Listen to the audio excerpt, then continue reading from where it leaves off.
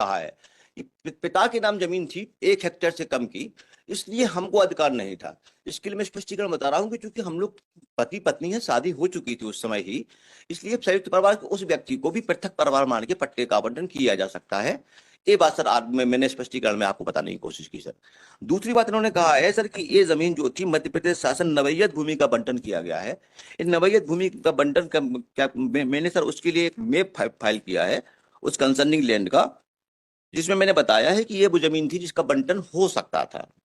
P7 थी। इसके बाद उन्होंने इसी को कहते हुए हमारे पट्टे को कैंसिल किया है, जबकि उसका रिवीजन होनी चाहिए थी, ना कि सेकंड अपील होना चाहिए थी आरबीसी के सर्कुलर के अनुसार।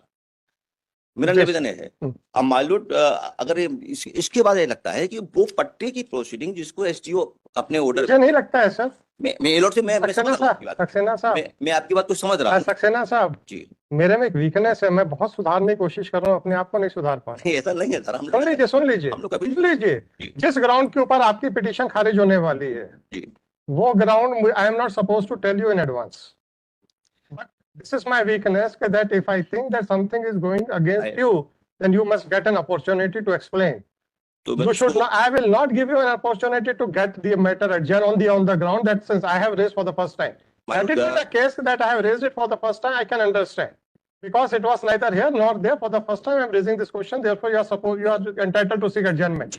Your patta was cancelled only on this ground.